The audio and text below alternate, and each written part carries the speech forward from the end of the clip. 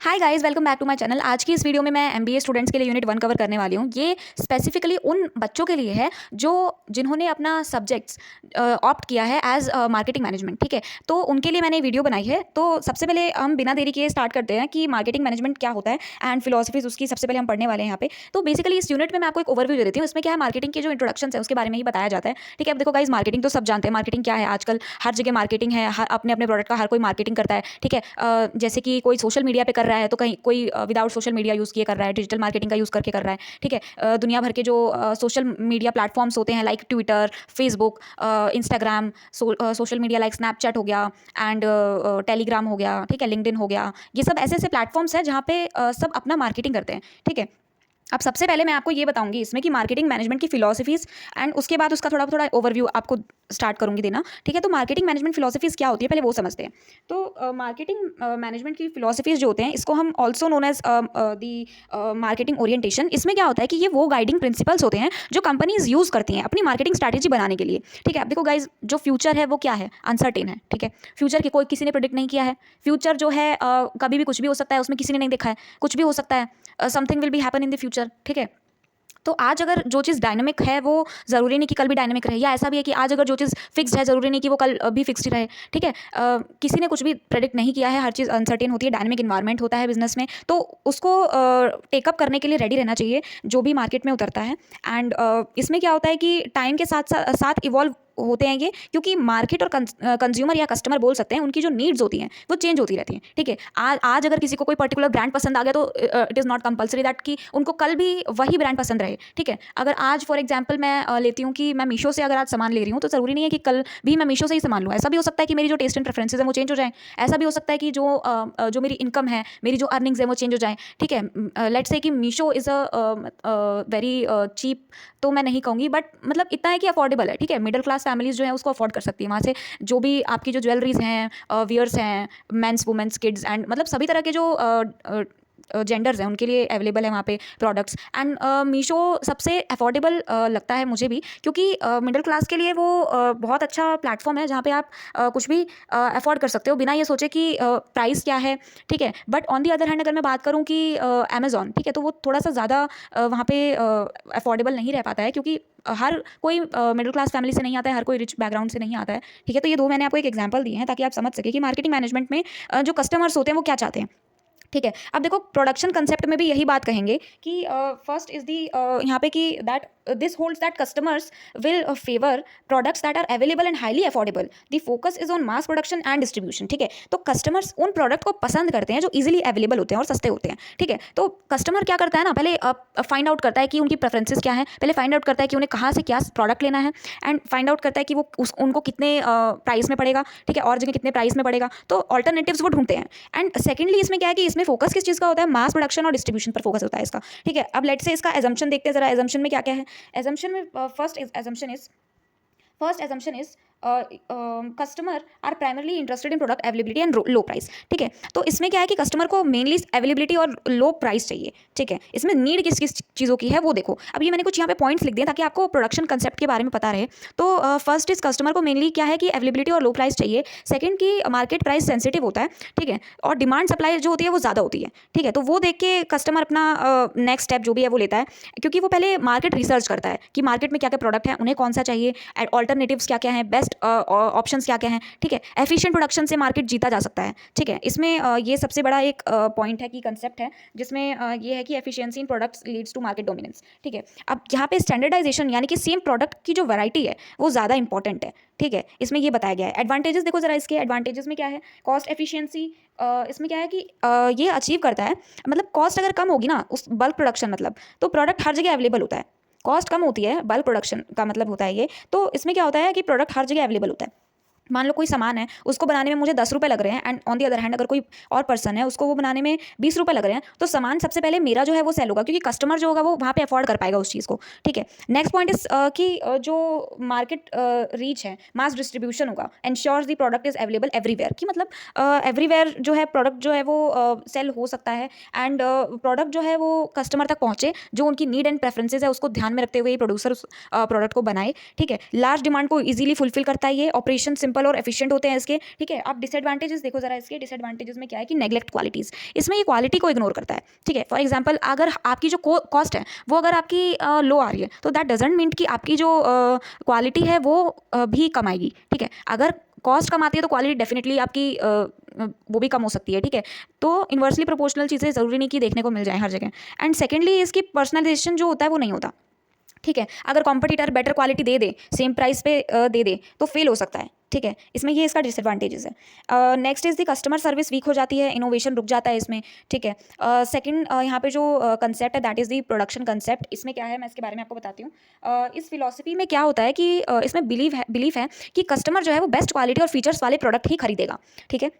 Customer जो है अगर वो अफोर्डेबल प्राइसेस दिख रहा है तो इसका मतलब ये नहीं है कि वो क्वालिटी को इग्नोर करेगा, ठीक है। उसे अगर अफोर्डेबल प्राइस पे मिल रहा है तो वो क्वालिटी भी चेक करता है कि उसकी वो क्वालिटी है कि नहीं। अब गाइस देखो यहाँ पे हर चीज़ vary from person to person की, जहाँ पे भी आप जाते हो and also from the place to place की, जहाँ पे भी अगर आप जाते हो, ठीक है, तो ये ज़रूरी नहीं है कि अगर वहाँ पे जो प्रोडक्ट है वो अगर आपको लो प्राइस में मिल रहा है तो आपको क्वालिटी भी उसकी अच्छी मिल जाएगी, ठीक है। वो फॉर एग्जाम्पल अगर मैं एक शॉप पर जाती हूँ और मुझे अगर कोई न्यू बुक चाहिए, ठीक है, तो मैं क्या करूँगी, पहले न्यू बुक देखूंगी, अगर दूसरी दुकान पे जाऊँगी वहाँ भी पता करूँगी उसका प्राइस, ठीक है। एंड क्वालिटी देखूंगी कि उस बुक की जो क्वालिटी है वो क्या है, बाइंडिंग हो रखी है कि नहीं, लेमोलेट है कि नहीं है, ठीक है, ये भी देखूंगी। उसमें पेजेस कितने हैं ये भी देखूंगी, उसका कलर तो फेड नहीं हो गया है बुक का वो देखूंगी, ठीक है। एंड उसके बाद अगर मुझे लगेगा कि नहीं, अगर मेरा जो बजट है वो मैच नहीं कर रहा है तो मैं क्या करूँगी, सेकंड हैंड चीज़ों को प्रेफर करूँगी, वहाँ पे सेकंड हैंड के बारे में पता करूँगी। फिर दूसरी शॉप पे जाऊँगी, वहाँ पता करूँगी कि उस शॉप पे वो कितने का प्राइस दे रहा है एंड उसकी क्वालिटी क्या है, क्वालिटी लाइक अभी जो मैंने आपको बताया बाइंडिंग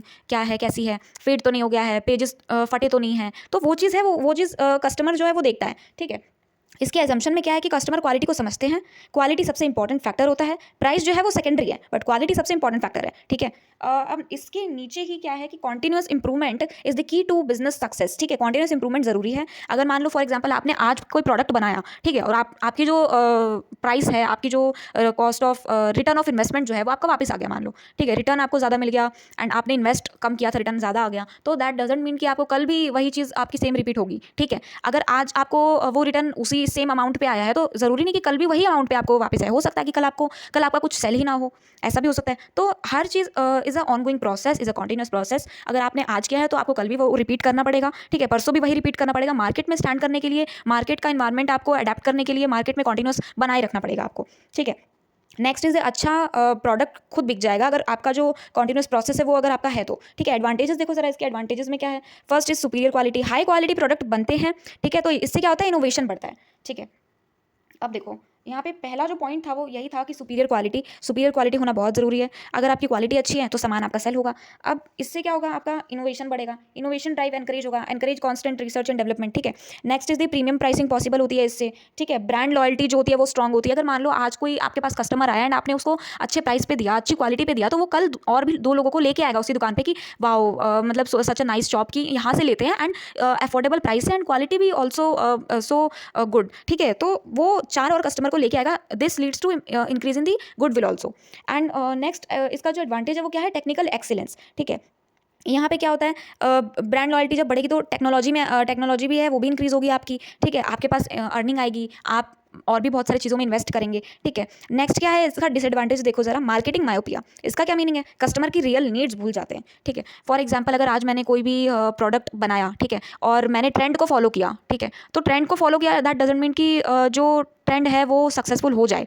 ऐसा भी हो सकता है कि ट्रेंड जो मैं फॉलो कर रही हूँ, हो सकता है अगला कस्टमर जो है वो कुछ और चाहता हो, ठीक है, उसकी नीड्स कुछ और, उसकी वांट्स कुछ और हो। तो नीड एंड वांट को ध्यान में रखते हुए ही आपको प्रोडक्ट बनाना है एंड आपको ये देखना है कि आपकी कॉस्ट भी कम है एंड क्वालिटी आपकी अच्छी हो, ठीक है। इसमें ये प्रोडक्ट महंगा हो जाता है, डिसएडवांटेज इसका ये भी है। एंड नेक्स्ट डिसएडवांटेज क्या है इसका, एक्स्ट्रा फीचर्स जो यूज़फुल नहीं होते, ठीक है। कुछ ऐसे अननेसेसरी यहाँ पे चीज़ें होती हैं जो यूज़फुल नहीं होती है, आपका टाइम भी वेस्ट होता है एंड आपके जो रिसोर्सेज है वो फुलफिल नहीं होते, ठीक है, यूटिलाइजेशन नहीं हो पाते रिसोर्सेज का। Next is the market trends, वो मिस हो जाते हैं, जो मैंने अभी आपको इससे पहले पॉइंट बताया। वो कंपटीशन को अंडर एस्टिमेट कर देते हैं कई बार कि फॉर एग्जाम्पल आपको पेप्सी एंड कोका कोला की, मैं कोका कोला का एग्जांपल देती हूँ कि फॉर एग्जांपल मान लो पेप्सी है, वो आज के टाइम पे बहुत अच्छा इंक्रीज कर रही है मान लो, ठीक है। तो ज़रूरी नहीं कि कल भी वो वही अच्छा इंक्रीज करेगी, अपना जो प्रोडक्शन है वो इंक्रीज करेगी, जो उसकी जो गुडविल है वो बनी रहेगी, ऐसा ज़रूरी नहीं है, ठीक है। अब कोको कोला एंड पेप्सी दोनों का जो मान लो टेस्ट जो है वो सेम है, ठीक है, तो दोनों ही अपना कंपटीशन बनाए रखने के लिए, अब देखो guys Pepsi and Coca Cola जो है वो दोनों ही अपने आप में एक बहुत बड़ा कंपटीशन देते हैं एंड दोनों ही अपने आप में बहुत अच्छे ब्रांड्स हैं, बट फिर भी वो अपनी अपनी ब्रांड लॉयल्टी के नाम से जाने जाते हैं, ठीक है। ऐसा नहीं है कि कोई पेप्सी पी रहा है तो उसको कोको कोला के बारे में पता नहीं है, ठीक है। अब इसमें थर्ड वाला जो कंसेप्ट है that is the selling concept. इसमें क्या है कि बिलीव है इसमें कि बिना एग्रेसिव सेलिंग और प्रमोशन के प्रोडक्ट नहीं बिकेगा, ठीक है। आपको सेलिंग जो है वो करनी पड़ेगी, आपके पास वो क्वालिटी होनी चाहिए कि आप जो कस्टमर्स हैं उनको अपनी तरफ अट्रैक्ट कर पाएँ। जो माउथ टू माउथ आपका जो कॉन्वर्जेशन होता है उससे आप कस्टमर्स को अट्रैक्ट करते हैं एंड उससे उनको भी हेल्प होती है कि जो प्रोडक्ट है उनको वो चाहिए, उससे उनको भी हेल्प होती है कि उनको कौन सा प्रोडक्ट चाहिए, और सही टाइम पे राइट डिसीजन लेना ही एक अच्छा सेलर जो है वो यहाँ पे कहलाएगा। यहाँ पे नेक्स्ट जो है पॉइंट की इसका एजम्पशंस क्या क्या है वो देखते हैं ज़रा। इसके एजम्पशंस में लिखा है कि कंज्यूमर्स जो होता है ना, या कस्टमर कह सकते हैं, वो नेचुरली नहीं खरीदते, उनको पुश करना पड़ता है, ठीक है। फॉर एग्जांपल अब मान लो मैं लेंसकार्ट में गई, ठीक है, लेंसकार्ट एक बहुत अच्छा स्पेक्स का डिपार्टमेंट है फॉर एग्जाम्पल। तो लेंसकार्ट में अगर मैं गई, बहुत अच्छा उनके सीईओ, अगर गाइज आपको पता हो तो प्लीज़ कमेंट में बताएं, मुझे तो पता है, आपको पता है तो प्लीज़ कमेंट में बताएं। अगर जो कस्टमर है वो नेचुरली नहीं खरीदेगा, मान लो कोई कस्टमर है वो लेंसकार्ट में गया, उसे कोई पर्टिकुलर स्पैक्स पसंद आ गया, ठीक है, और उसका जो प्राइस है वो बहुत ज़्यादा निकला, फॉर लेट से कि उसको बाद में पता चला कि उसका जो प्राइस है वो बहुत ज़्यादा, तो वो उसको नहीं लेगा। अब वो सेलर का काम है कि वो उसको कन्विंस करे कि वो प्रोडक्ट वो खरीद ले, ठीक है। इसमें नेक्स्ट वाला जो पॉइंट है क्या है, प्रमोशन ही सेल्स का मेन तरीका है। आप प्रमोशन करिए, एड्स डालिए, एडवर्टाइजमेंट करिए उसका, डिजिटल मार्केटिंग आज के टाइम पे बहुत एक अपने आप में बड़ा एडवांटेज है, सोशल मीडिया प्लेटफॉर्म्स है कितने सारे, ठीक है। Next point is the salesman की स्किल प्रोडक्ट से ज़्यादा इंपॉर्टेंट है, ठीक है। जो सेल्समैन की जो स्किल है वो प्रोडक्ट से ज़्यादा इंपॉर्टेंट क्यों है, क्यों ये कह रहा है पॉइंट यहाँ पे कि मान लो कोई एक प्रोडक्ट है वो उसका प्राइस बहुत ज़्यादा हाई है, या फॉर एग्जांपल कि वो प्रोडक्ट बिक ही नहीं रहा है, ठीक है, तो क्या करेंगे जो सेल्समैन है वो माउथ टू माउथ ऐसा कन्वर्सेशन करते हैं कि कस्टमर ऑटोमेटिक अपने आप खिंचे चले आते हैं उस प्रोडक्ट की तरफ और वो खरीद के ले जाते हैं, ठीक है। तो सेल्समैन ज़्यादा इंपॉर्टेंट है, प्रोडक्ट इतना इंपॉर्टेंट नहीं है। अगर सेल्समैन अच्छा एडवर्टाइज करेगा, अच्छा बोलेगा, कंज्यूमर अपने आप प्रोडक्ट खरीदेंगे और प्रोडक्ट अपने आप सेल हो जाएगा। नेक्स्ट पॉइंट की कंपनी जो बनाए वो वही बेचे, ठीक है। फॉर एग्जांपल अगर मैंने कोई स्पैक्स बनाया, ठीक है, तो स्पैक्स को मैंने बना दिया बट मुझे उसको बेचने नहीं आ रहा है, तो वो सामान बनाने का क्या फ़ायदा, सामान में जो कॉस्ट आई है वो भी हाई हो गई एंड वो बिक भी नहीं रहा है, तो वहाँ पे लॉस हो जाएगा, ठीक है। एंड हर एक चीज़ की अपनी एक डेट होती है, मैन्युफैक्चरिंग एंड एक्सपायरी डेट आप लोग जानते ही होंगे। Next is the customer dissatisfaction temporary, ठीक है। जो कस्टमर है अगर वो आज डिससेटिस्फाई है किसी प्रोडक्ट से, तो दिस इज़ नॉट नेसेसरी कि वो कल भी उसी प्रोडक्ट से सेटिस्फाई ना रहे, वो कल आएगा, वो नए प्रोडक्ट देखेगा, वो सेटिस्फाई हो जाएगा, ठीक है। अगर वो खरीदेगा तो वो कल जो हुआ उसके साथ वो भूल जाता है, ठीक है। और अगर उसने फॉर एग्जांपल अच्छा कोई प्रोडक्ट ले लिया, ठीक है, तो वो क्या करेगा, 4 लोगों को और लेके आएगा उसी शॉप पे कि यहीं से खरीदा था और सामान तो बहुत अच्छा है, ठीक है, तो आप लोग भी लीजिए। वो क्या करेगा, रिकमेंड करेगा, रेफरेंस देगा अपनी फैमिली फ्रेंड्स बैकग्राउंड्स में, ठीक है। एडवांटेजेस देखो जरा इसके, एडवांटेजेस में क्या है, quick cash flow. Quick cash flow का मतलब है कि फास्ट रेवेन्यू जनरेट होता है इससे, एक्स्ट्रा स्टॉक क्लियर होता है, अनसॉट जो गुड्स होते हैं यानी कि इंश्योरेंस वगैरह, ठीक है, सेल करने में यूजफुल होता है, न्यू मार्केट में इससे एंट्री मिलती है, प्रोडक्शन कैपेसिटी यूजफुल होती है, ठीक है। ज़रा इसका डिसएडवांटेज देखो। अब डिसएडवांटेज में क्या है, शॉर्ट टर्म फोकस किया जाता है इसमें, ठीक है, शॉर्ट टर्म में थिंकिंग होती है, ब्रांड इमेज खराब हो सकती है इसकी वजह से, रिटर्न्स और कंप्लेंट्स बढ़ जाते हैं, कस्टमर की एक्चुअल नीड इग्नोर होती है और हाई सेलिंग कॉस्ट भी बहुत ज़्यादा होती है, ठीक है। अब फोर्थ वाला कंसेप्ट जो है वो क्या है, मार्केटिंग कंसेप्ट। इसमें क्या होता है देखते हैं। मार्केटिंग कंसेप्ट में क्या होता है कि ये मॉडर्न अप्रोच होती है। इसमें क्या होता है, कस्टमर की नीड समझ के प्रोडक्ट बनाया जाता है। अब मैं गाइज आपको फर्स्ट पॉइंट से बोल रही हूँ कि needs and wants, needs and wants मैं क्यों रिपीट कर रही हूँ बार बार, क्योंकि अगर आप नीड्स को नहीं समझेंगे तो आप प्रोडक्ट कैसे बनाएंगे, अगर आप ट्रेंड्स को फॉलो नहीं करेंगे तो प्रोडक्ट कैसे बनाएंगे, कैसे कस्टमर्स को अपनी तरफ अट्रैक्ट करेंगे, कैसे कॉम्पिटिशन बीट करेंगे मार्केट में रहने के लिए। अब मैं आपको एक सबसे बड़ा एग्जाम्पल देती हूँ, नोकिया कंपनी, ठीक है। नोकिया जो कंपनी थी वो पहले बहुत अच्छा रन कर रही थी, बट क्योंकि उसने ट्रेंड्स फॉलो नहीं किए, आज के टाइम पे वो इतनी वो एक्सटेंट होने की कगार पे है एंड ऑलमोस्ट हो ही चुकी है, ठीक है। अब इसके जो एजम्पशन है वो क्या है, customer is the king. Customers अगर आपको कस्टमर अगर पसंद आ गया कस्टमर को आपका प्रोडक्ट, तो वो क्या करेगा, खरीदेगा एंड अगेन वो, मैं वही कह रही हूँ बार बार कि वो खरीदेगा एंड 4 लोगों को और लेके आएगा आप ही की शॉप पे, ठीक है। इससे क्या होगा, आपकी गुडविल बढ़ेगी। मार्केटिंग प्रोडक्ट बनने से पहले स्टार्ट होती है, ठीक है। लॉन्ग टर्म सेटिस्फैक्शन से क्या होता है, प्रॉफिट मिलता है। बिजनेस जो होता है वो कभी भी शॉर्ट टर्म के लिए नहीं होता, लॉन्ग टर्म के लिए होता है, ठीक है। पूरी कंपनी कस्टमर फोकस्ड होनी चाहिए। मार्केट रिसर्च बहुत ज़रूरी है, मार्केट को सर्च करें, ऑप्शंस ऑल्टरनेटिव सर्च करें, ठीक है, कि आप क्या क्या बना सकते हैं, किस चीज़ में आपकी कॉस्ट कम आ सकती है, फुली यूटिलाइजेशन करना और इन्वायरमेंट को देख के बनाना कि कहीं उनको कोई हार्म ना हो, ठीक है। सोसाइटल कंसेप्ट वाला जो है उसमें भी ये चीज़ बोला गया है कि बोली गई है कि जो इन्वायरमेंट है, सोसाइटी है, उसको ध्यान में रखते हुए अगर आप प्रोडक्ट बनाएंगे तो आपका जो प्रोडक्ट है वो अच्छे से सेल होगा। ठीक है, अब इसमें मैं आपको एडवांटेजेस बताती हूँ। First is the customer loyalty. Customer की लॉयल्टी होनी बहुत ज़रूरी है। अगर कस्टमर आपका लॉयल है तो आपका जो प्रॉफिट है वो भले ही कम हो जाए, बट आपका जो परमानेंटली एक कस्टमर है वो बना रहेगा। ठीक है, नेक्स्ट जो है वो यहाँ पे क्या है, प्रोडक्ट सक्सेस जो चांसेस है उसका वो हाई होते हैं। ठीक है, अगर कस्टमर लॉयल है तो वो आएगा और दूसरों को भी मोटिवेट करेगा आने के लिए। प्रोडक्ट जो है वो इंक्रीज़ होगा, सेल होगा आपका, और उसके जो सक्सेसफुली चांसेस होते हैं सेल होने के वो बहुत ज़्यादा बढ़ जाएंगे। ठीक है, कॉम्पिटिटिव एडवांटेज भी होता है इसका कि अगर आपका प्रोडक्ट अगर आपका सक्सेसफुली सेल होने लगा तो कॉम्पिटिशन होगा एक मार्केट में, एंड लॉन्ग टर्म ग्रोथ भी होगी इससे। आपकी सब डिपार्टमेंट जो होते हैं वो अलाइंड होते हैं इससे। एंड इसका डिसएडवांटेज भी है। क्या है डिसएडवांटेज, वो देखते हैं जल्दी से। डिसएडवांटेज क्या है, हाई रिसर्च कॉस्ट। इसमें अगर आप मार्केट रिसर्च करते हो तो उसकी कॉस्ट भी आपकी आएगी। ठीक है, एक्सपेंसिव होती है थोड़ी, एंड डिफरेंट कस्टमर्स को बैलेंस करना थोड़ा मुश्किल होता है। हर एक कस्टमर की अपनी एक टेस्ट एंड प्रेफरेंसेस होती है। डिसीजन मेकिंग स्लो हो सकती है इससे, और टाइम मैनेजमेंट आपका जो है वो डिसबैलेंस हो सकता है इसकी वजह से। रिसोर्सेज ज़्यादा लग जाएंगे आपको सर्च करने के लिए, एंड ट्रेंड्स जो है वो जल्दी चेंज हो जाते हैं। फॉर एग्जाम्पल 2 महीने किसी और जीन्स का ट्रेंड चला तो अगले महीने किसी और जीन्स का ट्रेंड चलेगा। ठीक है, अब next is the societal marketing concept. अब गाइस सोसाइटी से ही आप समझ जाओ कि ये समाज से रिलेटेड है। ठीक है, सोसाइटी से रिलेटेड है ये। अब सोसाइटी में क्या आते हैं, वो वही चार लोग आते हैं जो बातें करते हैं। ठीक है, वही लोग आते हैं जो बातें करते हैं। इसमें क्या होता है, फोकस देखो जरा, कस्टमर्स, इसका एक की है याद रखने का। अब मैं आपको 3 इसमें बातें बताऊंगी, अगर वो आप याद रख लेंगे तो आप एग्जाम में लिख के आ सकते हैं। ठीक है, first is the customer plus society plus environment. ये 3 चीज़ें होती हैं जो सोसाइटल मार्केटिंग कंसेप्ट में आते हैं। इसके अलावा आपको कुछ भी याद रखने की जरूरत नहीं है। अगर आपको customer plus society plus environment वाला ये जो मैंने आपको कीवर्ड बताए हैं, ये अगर आप याद रख लेंगे तो आप अच्छे से सोच के लिख पाएंगे। अब इसकी एजम्पशन देखो जरा। फर्स्ट यदि कंपनी की सोशल जो रिस्पॉन्सिबिलिटी होती है वो ज़्यादा होती है। ठीक है, कंपनी जो है वो ये प्रोडक्ट ध्यान में रख के बनाए कि कहीं उसको हार्म तो नहीं हो रहा, कहीं पॉल्यूशन तो नहीं हो रहा। ठीक है, कहीं कोई ऐसा काम जिससे कोई कुछ हार्म हो रहा है। अब अगर हार्म होगा ना तो सोसाइटी आपकी तरफ अपना भरोसा नहीं दिखाएगी। ठीक है, कस्टमर एथिकल ब्रांड्स को प्रेफर करेंगे तो इससे क्या होगा, प्रॉफिट होगा। ठीक है, अब नेक्स्ट इज़ दी यहाँ पे एजम्पशंस तो मैंने आपको 2 बता ही दिए हैं। इसके बाद क्या है कि रिसोर्सेज जो होंगे वो लिमिटेड होते हैं यहाँ पे। सस्टेनेबल जो है वो उसको प्रमोट करना चाहिए। अब सस्टेनेबल डेवलपमेंट हर कोई यहाँ पे जानता है। ठीक है, क्या होता है सस्टेनेबल डेवलपमेंट। आज का जो आप प्रेजेंट जो भी आप रिसोर्सेज यूज़ कर रहे हैं उसको आप यूज़ तो कर रहे हैं, बट आपको क्या करना है, जो फ्यूचर जनरेशन है उनको बिना हार्म किए, उनके रिसोर्सेज को छोड़कर आपको उतना ही यूज़ करना है जितनी आपको नीड है। ठीक है, बिना फ्यूचर जनरेशन को हार्म किए आपको प्रेजेंट रिसोर्सेज यूज़ करना है। ठीक है, इसको आप प्रमोट करिए। हेल्दी सोसाइटी का मतलब क्या होता है, लॉन्ग टर्म बिजनेस सक्सेस। ठीक है, अब यहाँ पे इसके एडवांटेजेस देखो जरा। एडवांटेजेस में क्या क्या है, स्ट्रॉन्ग ब्रांड इमेज बनती है इससे, लीगल इशूज से सेफ रहते हैं, ट्रस्ट बिल्ड होता है, इन्वायरमेंट फ्रेंडली अप्रोच होती है, लॉन्ग टर्म रेपुटेशन स्ट्रॉन्ग हो जाएगी इससे। गाइस सब में घुमा फिरा के एक ही पॉइंट बताया गया है कि अगर आपका जो कस्टमर के प्रति आपका विश्वास बन गया है, स्ट्रॉन्ग हो गया है, तो वो आएगा, आपका प्रोडक्ट लेगा, एंड वो 4 लोगों को और रिकमेंड करेगा, और आपके प्रोडक्ट की जो गुडविल है वो भी बढ़ जाएगी। ठीक है, आप इन्वायरमेंट को देख के बनाइए, कस्टमर को देख के बनाइए, उसके टेस्ट एंड प्रेफरेंसेस को देखकर बनाइए प्रोडक्ट। ठीक है, मैन्युफैक्चर करिए, और उसी के हिसाब से आपकी कॉस्ट भी आएगी, एंड जो आपका रिटर्न है वो भी आएगा। Next is the societal marketing concept का डिसएडवांटेज। ठीक है, अब डिसएडवांटेज में क्या है कि अगर आप इको फ्रेंडली और एथिकल सोर्सेस बनाते हैं तो वो थोड़ी महंगी होती है एज कम्पेयर टू आर्टिफिशियल। ठीक है, हाई कॉस्ट आती है इसमें।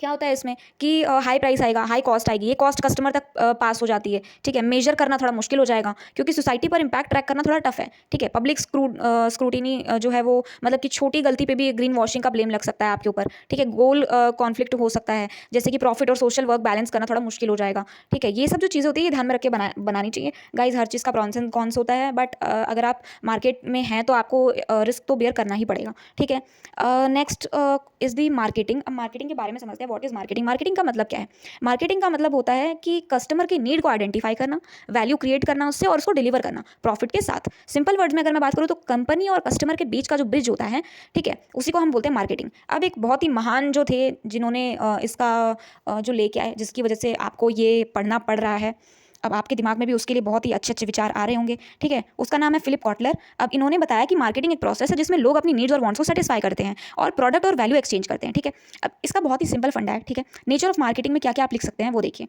जो आपकी डेफिनेशन है ना उसी में आप नेचर लिख सकते हैं, नेचर के बारे में लिख सकते हैं, एंड जो आपके पिलर्स है उसी के अकॉर्डिंग यहाँ पे पिलर्स भी आएंगे, कोर पिलर्स जो होते हैं मार्केटिंग के। ठीक है, अब इसमें नेचर ऑफ मार्केटिंग में 4 पॉइंट्स मैंने यहाँ पे ऐड किए थे। अब वो चारों पॉइंट्स आपको एग्जाम में अगर आप लिख के आएंगे तो आपको डेफिनेशन के साथ साथ, अगर डेफिनेशन आपने ढंग से नहीं भी लिखी तो भी आपको नेचर ऑफ मार्केटिंग के मार्क्स मिल जाएंगे। ठीक है, कस्टमर सेंट्रिक मतलब सब कुछ कस्टमर से स्टार्ट होता है और कस्टमर से एंड होता है। कॉन्टिन्यूस प्रोसेस है, अगर आप कॉन्टिन्यूस प्रोसेस जो है ना हर पॉइंट में लिख के आएंगे ना तो मुझे नहीं लगता आपके कोई मार्क्स डिडक्ट होने वाले हैं। ठीक है, कॉन्टिन्यूस प्रोसेस जो होता है वो हर एक यूनिवर्सल पॉइंट नहीं है, सब में आप लिख के आ सकते हैं। डायनेमिक इन्वायरमेंट, मैं आपको कोई ऐसे 3 पॉइंट बताती हूँ जो आप हर क्वेश्चन में लिख के आ सकते हैं, हर क्वेश्चन के नेचर में लिख के आ सकते हैं, ठीक है। That is first is the आपका डायनेमिक इन्वायरमेंट, ठीक है। जो इन्वायरमेंट होता है वो डायनेमिक होता है, फ्लेक्सिबल होता है, फिक्स नहीं होता है, ठीक है। अगर आज प्रॉफिट है तो कल लॉस होगा, फ्यूचर इज अनसर्टेन, इसमें ये होता है, ठीक है।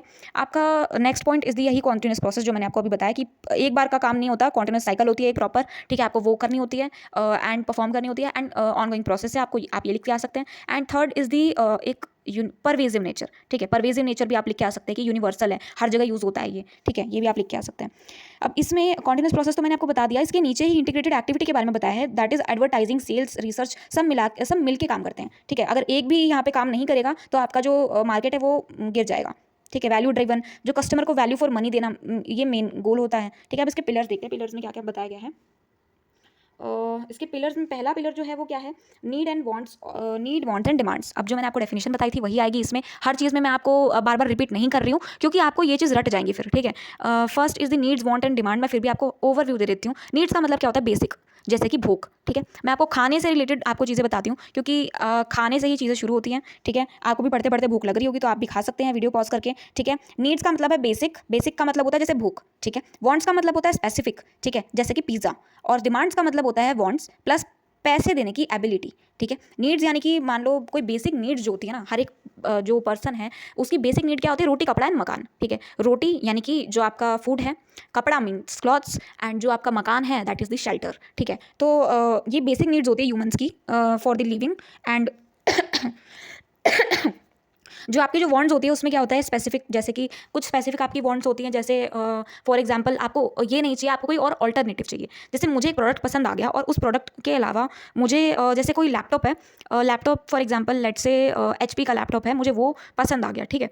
बट जो लेनोवो का लैपटॉप है ना वो मुझे बहुत ज़्यादा पसंद है, तो मैं क्या करूँगी, HP को रिमूव करके और लेनोवो का लैपटॉप लूँगी। तो वो मेरी जो नीड्स है वो क्या हुई, वो जो मेरी वांट है वो क्या हुई, स्पेसिफिक हुई। किसी स्पेसिफिक चीज़ को लेकर जो आपकी वांट है वो होना, ठीक है, वो इसमें आ जाएगा कोर पिलर में, इसके फर्स्ट में ही आ जाएगा। एंड डिमांड जो होती है वो क्या होती है, जो आपकी जो वांट है प्लस पैसे देने की एबिलिटी। फॉर एग्जाम्पल अगर आपकी जो वांट है, मतलब मान लो आपको कोई प्रोडक्ट खरीदना है, ठीक है, आपके पास 100 रुपीज़ है, आपको कोई प्रोडक्ट खरीदना है, बट आपका जो बजट है ना वो आपका 100 का है, लेकिन आपका जो एक्सपेंस है वो 110 का हो रहा है, ठीक है। तो आप क्या करेंगे, उसको नेग्लेक्ट करके 100 रुपीज़ में ही काम चलाएंगे, ठीक है। तो उसको बोलते हैं डिमांड्स। अब इसके एडवांटेजेस में क्या है, कंपनीज को डिसाइड करने में हेल्प मिलती है ये कि क्या बनाना है आपको, ठीक है। इसको देखकर ही आप बना सकते हैं, जो ट्रेंड चल रहे हैं उसको फॉलो करके भी आप बना सकते हैं। नेक्स्ट इज द डिसएडवांटेज, इसमें क्या है कि वांट को नीड समझ लिया आपने तो प्रोडक्ट फेल हो जाएगा, ठीक है। अगर वांट को अगर आप नीड समझ लेंगे तो वो फेल हो जाएगा। जैसे नीड तो सबकी बेसिक नीड्स जो होती हैं, अगर आपने उसको वांट समझ लिया तो वो फेल क्यों होगा, क्योंकि वांट स्पेसिफिक होती है और नीड बेसिक होती है, इसलिए, ठीक है। सेकंड पॉइंट इसमें क्या है कि सेकंड पॉइंट इसमें है कि market offerings, product and services इसके अंदर आ जाएगा। प्रोडक्ट कोई भी चीज़ हो सकती है जो नीड सेटिस्फाई करे, ठीक है, फिजिकल या सर्विस, किसी भी वो टाइप में हो सकती है, ठीक है। कोई भी प्रोडक्ट या सर्विस जो नीड सेटिस्फाई करे। प्रोडक्ट मीन्स मुझे कोई लेट्स से मुझे पसंद आ गया कोई टीवी, ठीक है। अब मुझे कोई सोनी का टीवी पसंद आ गया तो वो क्या हुआ, प्रोडक्ट हुआ, ठीक है। अब मुझे घर तक कोई मेरा टीवी डिलीवर करने आया, वो क्या हो गई, सर्विस हो गई। तो टीवी का चार्ज प्लस जो घर तक आने का जो सर्विस चार्ज था वो, ठीक है, वो दोनों ही मेरे को ध्यान में रखना पड़ेगा मार्केट ऑफरिंग्स में, तो वो दोनों ही यहाँ पे फुलफिल हो जाएगी। अब इसके एडवांटेजेस देखो, यूनिक फीचर से क्या होगा, ब्रांड अलग बन सकता है। अगर आप यूनिक आइडिया क्रिएट करते हैं, इनोवेटिव आइडिया क्रिएट करते हैं, तो आपका जो ब्रांड है वो बाकी ब्रांड से कॉम्पिटिटिव थोड़ा ज़्यादा हो जाएगा, ठीक है। डिसएडवांटेज क्या है इसका, टेक्नोलॉजी चेंज होने से प्रोडक्ट आउटडेटेड हो सकता है। वही जो मैंने आपको शुरुआत में नोकिया का एग्जाम्पल दिया, नोकिया बहुत अच्छा ब्रांड था बट उसने मार्केट ट्रेंड को फॉलो नहीं किया, तो अब क्या है, वो आउटडेटेड हो चुका है। अब इसमें वैल्यू सेटिस्फैक्शन की अगर मैं बात करूँ तो वैल्यू सेटिस्फैक्शन वाला जो पॉइंट है, इसमें कस्टमर जो है वो कंपेयर करता है, क्या कंपेयर करता है, बेनिफिट वर्सेस प्राइस। अब उसको बेनिफिट जो हो रहा है वो क्या क्या हो रहा है, मैंने मान लो कोई लेट से टीवी का जो मैंने आपको एग्जांपल दिया, सोनी का टीवी, उसमें क्या क्या बढ़िया उसमें क्वालिटी है, मान लो उसकी जो लाइफ लाइन है वो ज़्यादा है, ठीक है, मुझे ये बेनिफिट अच्छा लग गया। अब प्राइस मान लो मुझे 20,000 का पड़ रहा है और मेरा बजट 25,000 का था, तो मैं उसको खरीद लूँगी क्योंकि मेरे यहाँ पे बेनिफिट एंड प्राइस दोनों फिट बैठ रही है। बट अगर मान लो मुझे बेनिफिट उसका पसंद आ गया बट मेरा जो बजट था 25,000 का, वो जो टीवी है वो 30,000 का आ रहा है, तो मैं क्या करूँगी, उसको नेग्लेक्ट करके कोई और मॉडल देखूंगी वहाँ पे, ठीक है। अब इसका एडवांटेज देखो जरा, हैप्पी कस्टमर का मतलब क्या होगा, रिपीट परचेज प्लस लॉयल्टी। वही जो मैं आपको स्टार्टिंग से बोलती आ रही हूँ, कस्टमर अच्छा होगा, खुश होगा, तो वो 4 लोगों को और लेके आएगा, रिपीट परचेज करेगा, लॉयल्टी दिखाएगा अपनी, ठीक है। डिसएडवांटेज क्या है इसका, ओवर प्रॉमिस और अंडर डिलीवर, इसका मतलब क्या हो जाएगा, बैड रेपुटेशन, ठीक है। नेक्स्ट यहाँ पे पॉइंट क्या है, एक्सचेंज एंड ट्रांजेक्शंस। मार्केटिंग तब होती है जब वैल्यू एक्सचेंज होती है, ठीक है। वैल्यू एक्सचेंज कैसे होगी? पैसे के बदले पैसे, ठीक है। अब मान लो मैं आपको एडवांटेज बताती हूँ। इकोनॉमी और बिजनेस सिस्टम स्ट्रांग होता है इससे, ठीक है। और डिसएडवांटेज क्या है इसका? एक्स्ट्रा कॉस्ट, यानी कि टैक्स और डिलीवरी का जो भी कॉस्ट होती है एक्स्ट्रा, ठीक है, इसको हम इनडायरेक्ट एक्सपेंस बोल देंगे। इसमें क्या होती है? प्रॉब्लम क्रिएट हो सकती है, ठीक है। Next is the markets. Market में क्या है? मार्केट का मतलब है सब लोग जो प्रोडक्ट खरीद सकते हैं, प्रेजेंट प्लस फ्यूचर बायर्स, ठीक है, उसी को बोलते हैं मार्केट्स। इसका एडवांटेज क्या है? टारगेटिंग जो होती है वो ईजी हो जाएगी। और डिसएडवांटेज क्या है? मार्केट जल्दी चेंज हो सकता है। तो मार्केट जो डायनामिक वाला पॉइंट है ना, ये तो सबको पता है। मार्केट जो डायनामिक है वो तो सबको पता है, फ्लेक्सिबल है, ठीक है, फिक्स नहीं है कुछ भी यहाँ पे। कोर कंसेप्ट्स ऑफ मार्केटिंग के बारे में अब मैं आपको बताऊंगी।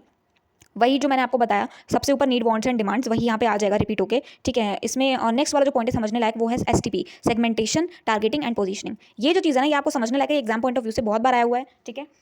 इसमें समझते हैं कि ये होता क्या है। जो मार्केट होता है ना, मार्केट को डिवाइड करके स्पेसिफिक ग्रुप को टारगेट करना, ठीक है, उसी को हम बोल देते हैं एसटीपी।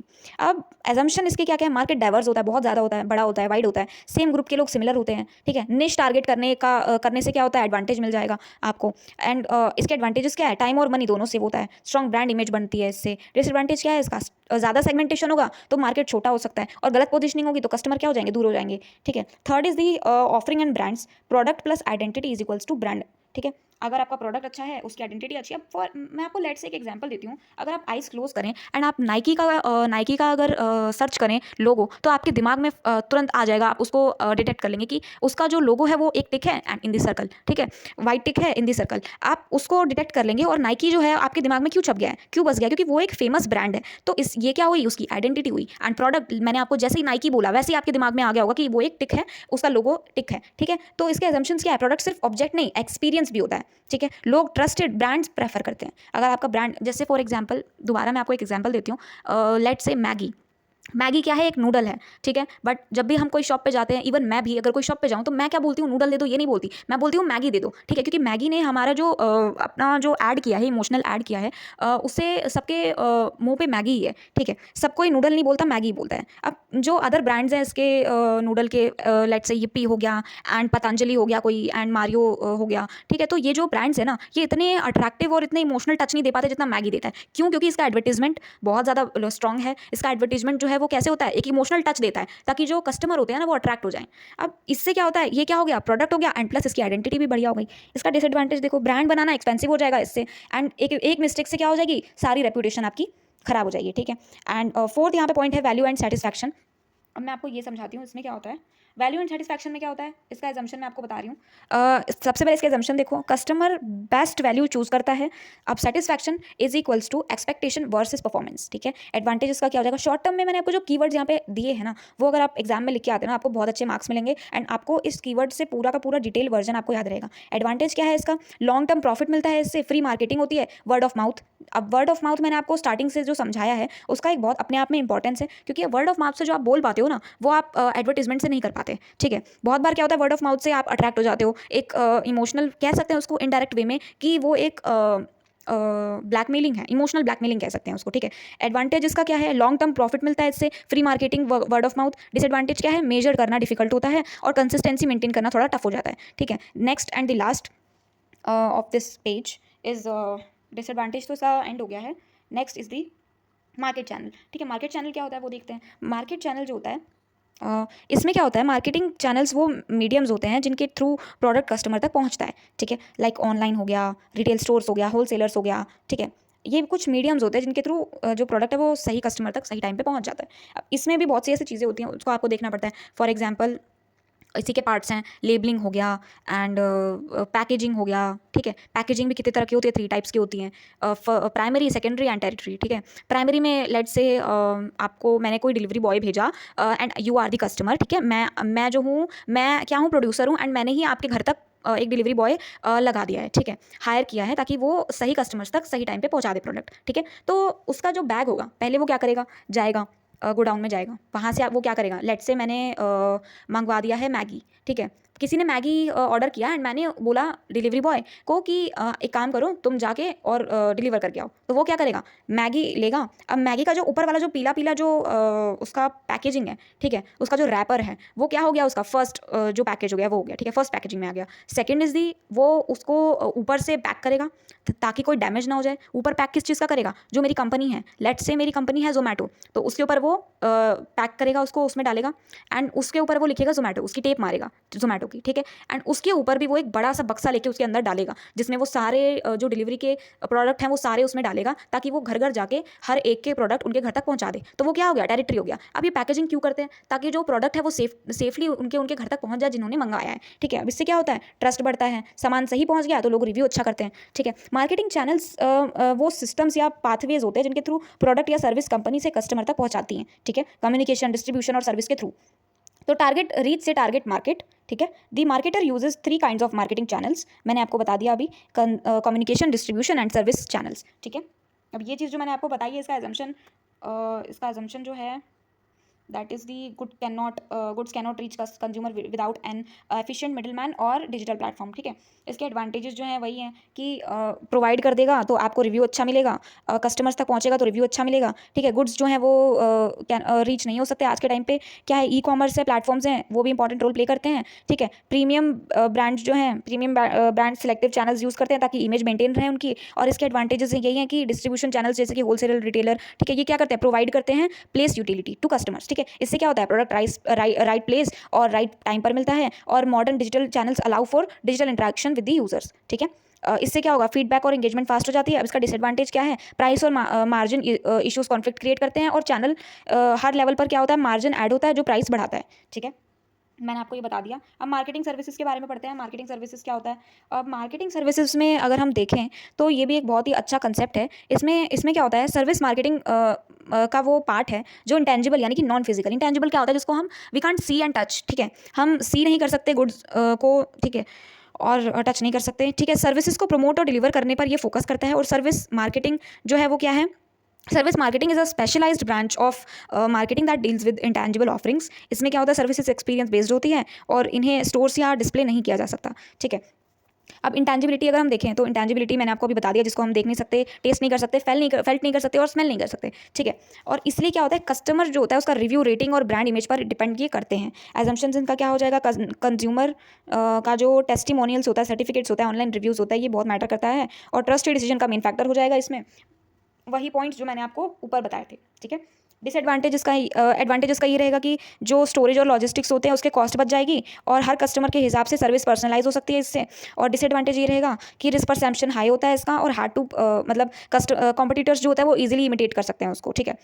अगर आपका यूनिक आइडिया नहीं तो वो इजीली इमिटेट कर लेते हैं, ठीक है। नेक्स्ट इज द इंसेपरेटिबिलिटी वाला पॉइंट। इसमें क्या होता है कि जो इंसेपरेटिबिलिटी का मतलब होता है कि सर्विस और सर्विस प्रोवाइडर एक साथ एग्जिस्ट करते हैं, ठीक है। कस्टमर भी सर्विस प्रोसेस का पार्ट बन जाता है, और इससे क्या होता है, प्रोवाइडर के बिना सर्विस पॉसिबल नहीं होती है। इंट्रैक्शन सर्विस क्वालिटी को इम्पैक्ट करेगा इससे, और इसी का एडवांटेज निकल के आएगा कि सर्विस तुरंत इंप्रूव की जा सकती है, ठीक है। और ये क्या करेगा, build a strong personal bond between the provider and the client. Relationship इससे स्ट्रॉन्ग हो जाएगी। और डिसएडवांटेज इसका यही रहेगा कि कैपेसिटी जो होती है वो लिमिटेड होती है।